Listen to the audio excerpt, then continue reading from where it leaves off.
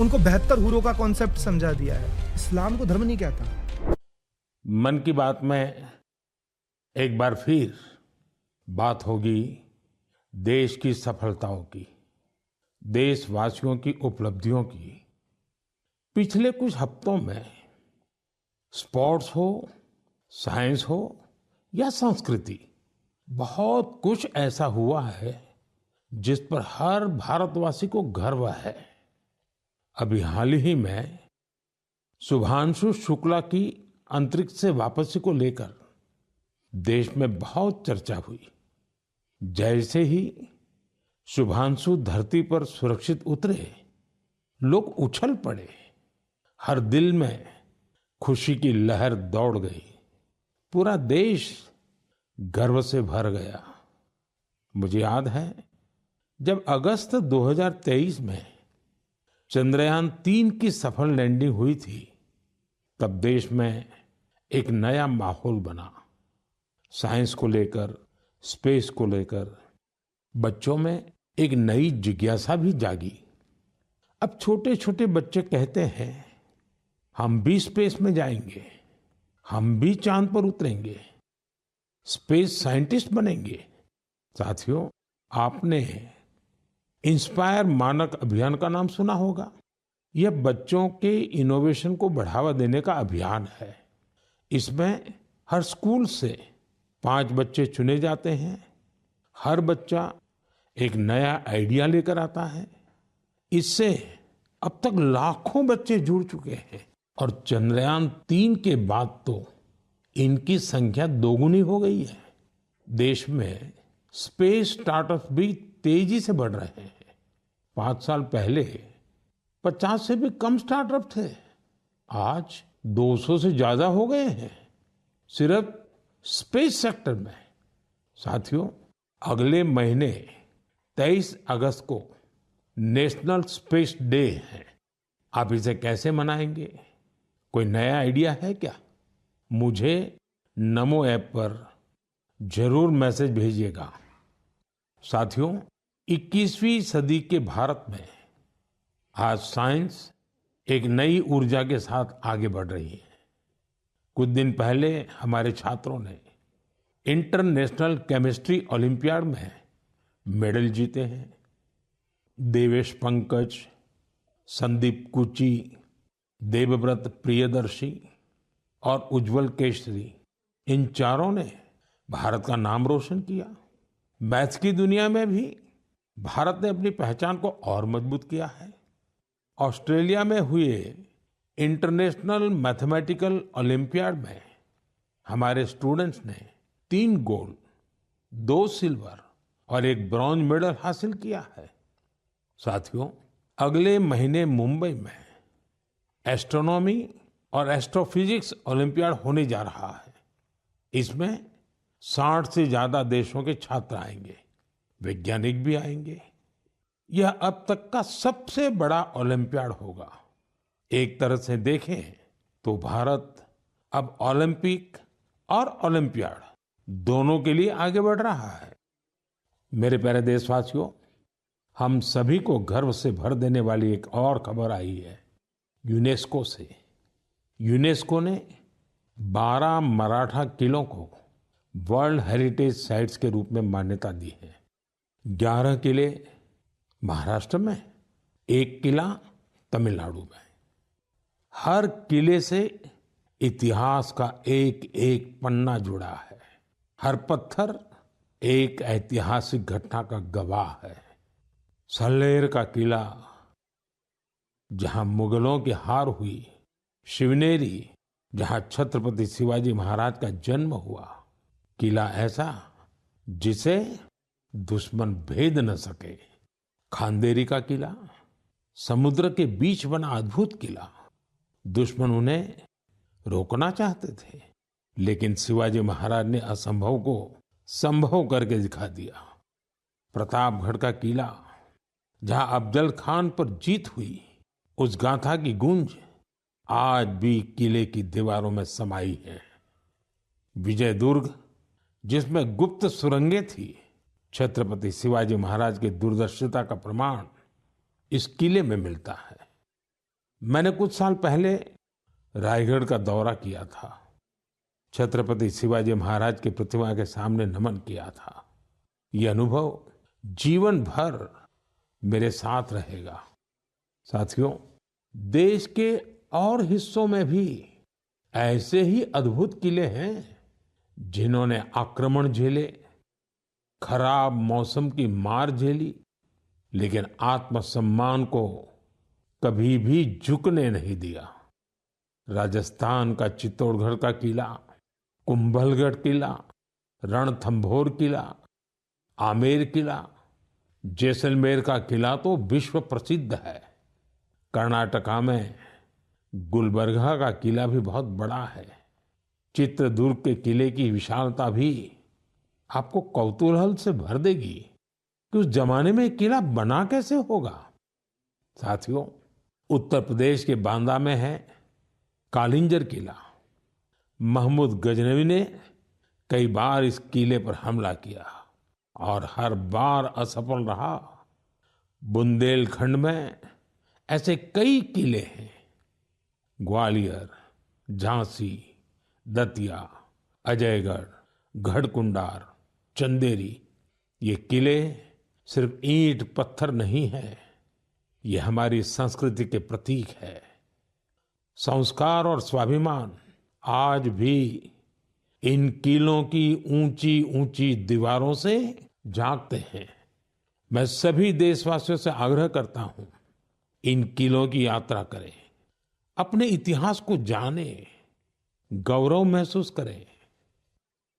मेरे प्यारे देशवासियों, आप कल्पना कीजिए, बिल्कुल भोर का वक्त, बिहार का मुजफ्फरपुर शहर, तारीख है 11 अगस्त 1908।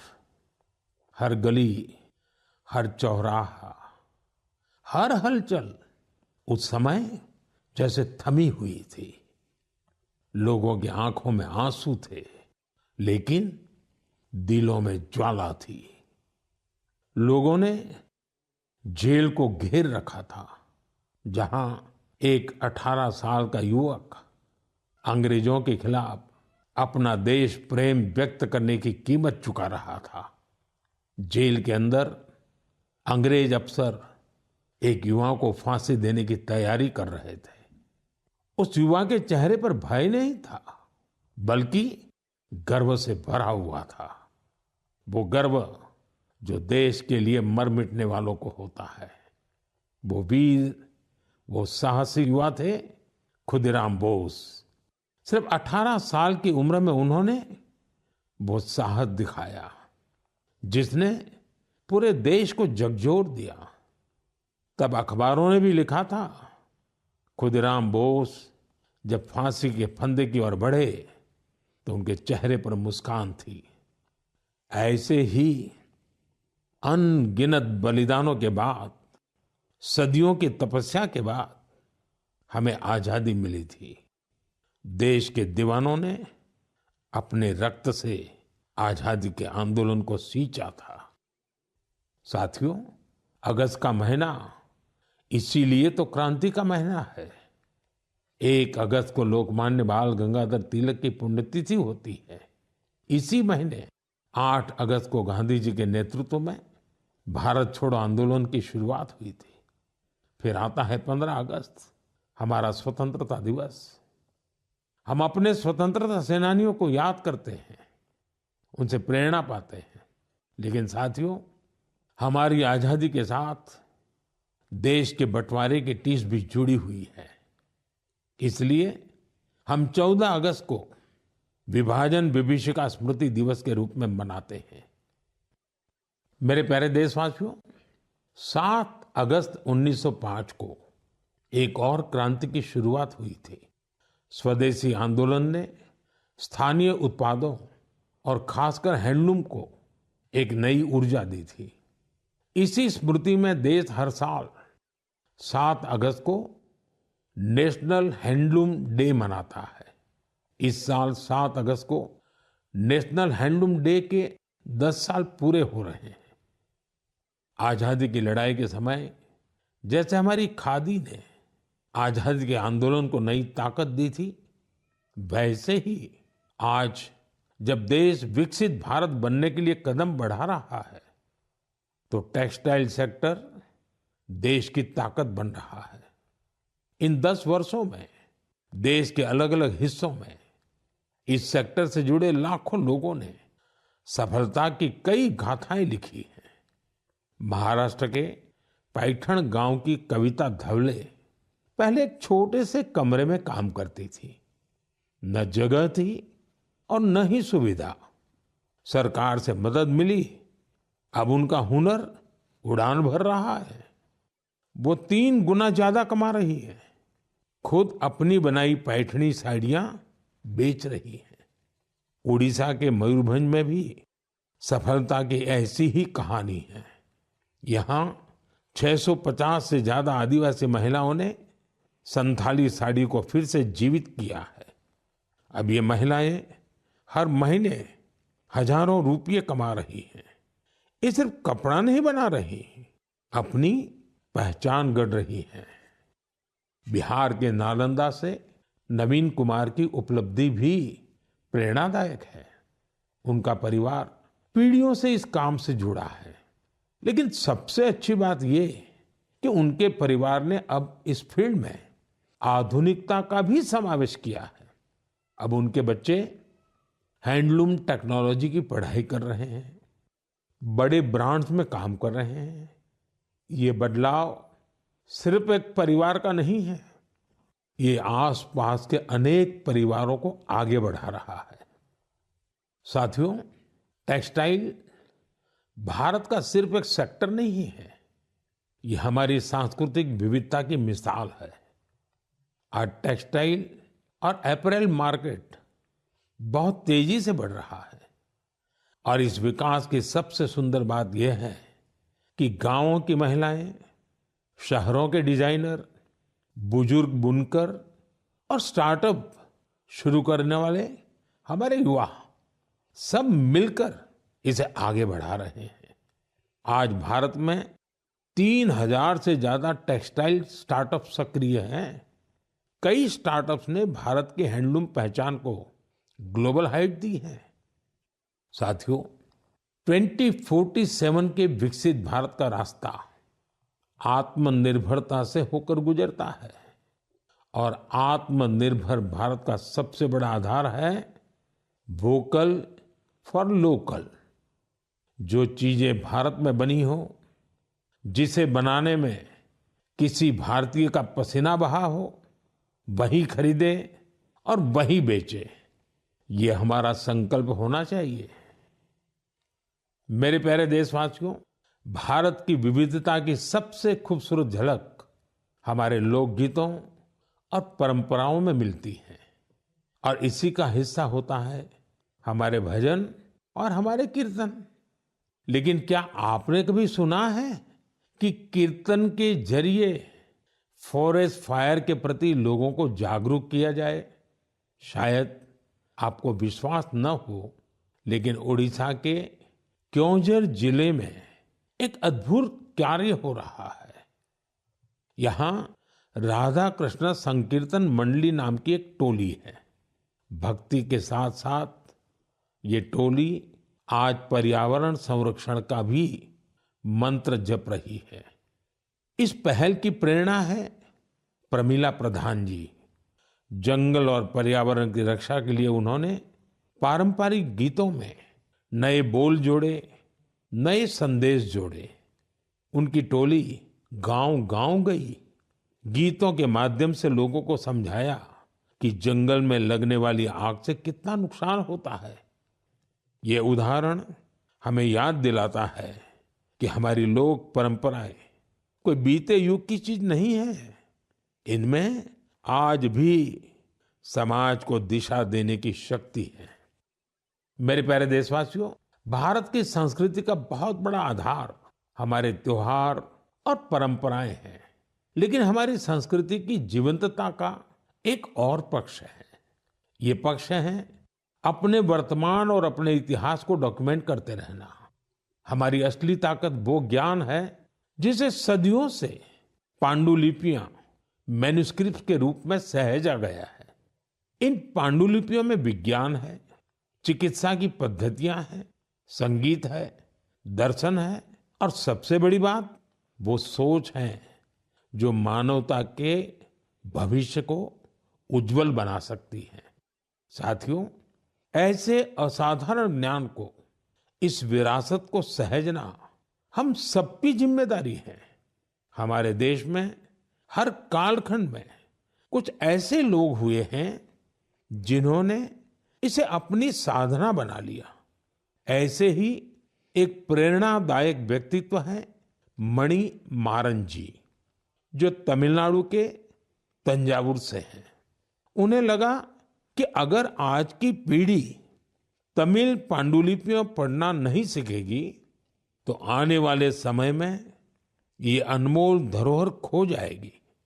इसलिए उन्होंने शाम को कक्षाएं शुरू की, जहां छात्र, नौकरी पेशा युवा, रिसर्चर सब यहां आकर के सीखने लगे। मणि मारन जी ने लोगों को सिखाया कि तमिल सुवड़ियल यानी पाम लीफ मैन्युस्क्रिप्ट को पढ़ने और समझने की विधि क्या होती है। आज अनेकों प्रयासों से कई छात्र इस विधा में पारंगत हो चुके हैं। कुछ स्टूडेंट्स ने तो इन पांडुलिपियों के आधार पर ट्रेडिशनल मेडिसिन सिस्टम पर रिसर्च भी शुरू कर दी है।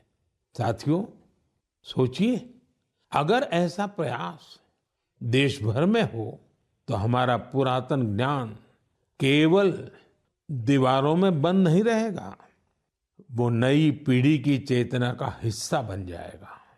इसी सोच से प्रेरित होकर भारत सरकार ने इस वर्ष के बजट में एक ऐतिहासिक पहल की घोषणा की है, ज्ञान भारतम मिशन। इस मिशन के तहत प्राचीन पांडुलिपियों को डिजिटाइज किया जाएगा। फिर एक नेशनल डिजिटल रिपोजिटरी बनाई जाएगी, जहां दुनिया भर के विद्यार्थी, शोधकर्ता भारत की ज्ञान परंपरा से जुड़ सकेंगे। मेरा भी आप सबसे आग्रह है, अगर आप किसी ऐसे प्रयास से जुड़े हैं या जुड़ना चाहते हैं तो MyGov या संस्कृति मंत्रालय से जरूर संपर्क कीजिएगा, क्योंकि यह केवल पांडुलिपियां नहीं है, यह भारत की आत्मा के वो अध्याय हैं जिन्हें हमें आने वाली पीढ़ियों को पढ़ाना है। मेरे प्यारे देशवासियों, अगर आपसे पूछा जाए कि आपके आसपास कितनी तरह के पक्षी हैं, चिड़िया है, तो आप क्या कहेंगे? शायद यही कि मुझे तो रोज 5-6 पक्षी दिख ही जाते हैं या चिड़िया दिख ही जाती है। कुछ जानी पहचानी होती हैं, कोई अनजानी, लेकिन ये जानना बहुत दिलचस्प होता है कि हमारे आसपास पक्षियों की कौन कौन सी प्रजातियां रहती हैं। हाल ही में एक ऐसा ही शानदार प्रयास हुआ है। जगह है असम का काजीरंगा नेशनल पार्क। वैसे तो ये इलाका अपने राइनोज, गैंडों के लिए मशहूर है, लेकिन इस बार चर्चा का विषय बना है यहाँ के घास के मैदान और उनमें रहने वाली चिड़िया। यहाँ पहली बार ग्रासलैंड बर्ड सेंसस हुआ है। आप जानकर खुश होंगे, इस सेंसस की वजह से पक्षियों की 40 से ज्यादा प्रजातियों की पहचान हुई है। इनमें कई दुर्लभ पक्षी शामिल हैं। आप सोच रहे होंगे, इतने पक्षी कैसे पहचान में आए? इसमें टेक्नोलॉजी ने कमाल किया। सेंसस करने वाली टीम ने आवाज रिकॉर्ड करने वाले यंत्र लगाए, फिर कंप्यूटर से उन आवाजों का विश्लेषण किया, AI का उपयोग किया। सिर्फ आवाजों से ही पक्षियों की पहचान हो गई, वो भी बिना उन्हें डिस्टर्ब किए। सोचिए, टेक्नोलॉजी और संवेदनशीलता जब एक साथ आते हैं तो प्रकृति को समझना कितना आसान और गहरा हो जाता है। हमें ऐसे प्रयासों को बढ़ावा देना चाहिए ताकि हम अपनी जैव विविधता को पहचान सके और अगली पीढ़ी को भी इसे जोड़ सके।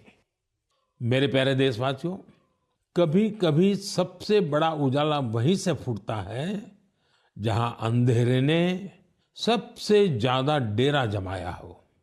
ऐसा ही एक उदाहरण है झारखंड के गुमला जिले का।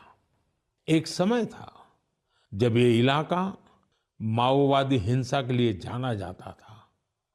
बासिया ब्लॉक के गांव वीरान हो रहे थे।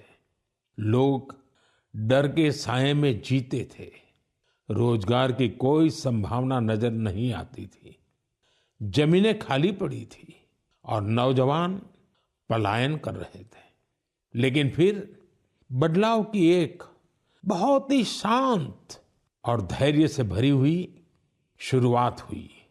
ओम प्रकाश साहू जी नाम के एक युवक ने हिंसा का रास्ता छोड़ दिया। उन्होंने मछली पालन शुरू किया। फिर अपने जैसे कई साथियों को भी इसके लिए प्रेरित किया। उनके इस प्रयास का असर भी हुआ। जो पहले बंदूक थामे हुए थे, अब मछली पकड़ने वाला जाल थाम चुके हैं। साथियों, ओम प्रकाश साहू जी की शुरुआत आसान नहीं थी। विरोध हुआ, धमकियां मिली, लेकिन हौसला नहीं टूटा। जब प्रधानमंत्री मत्स्य संपदा योजना आई तो उन्हें नई ताकत मिली। सरकार से ट्रेनिंग मिली, तालाब बनाने में मदद मिली और देखते देखते गुमला में मत्स्य क्रांति का सूत्रपात हो गया। आज बासिया ब्लॉक के 150 से ज्यादा परिवार मछली पालन से जुड़ चुके हैं। कई तो ऐसे लोग हैं जो कभी नक्सली संगठन में थे।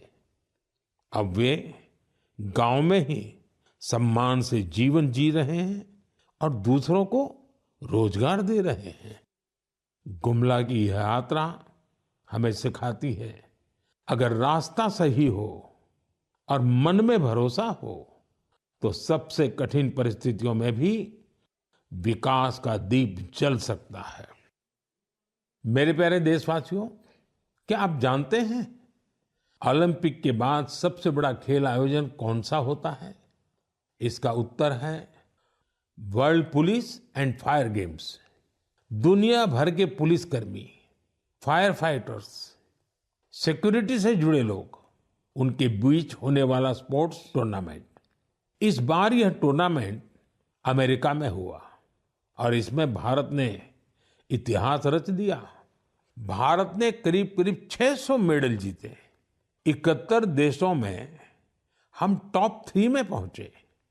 उन वर्दीधारियों की मेहनत रंग लाई जो दिन रात देश के लिए खड़े रहते हैं। हमारे ये साथी अब खेल के मैदान में भी झंडा बुलंद कर रहे हैं।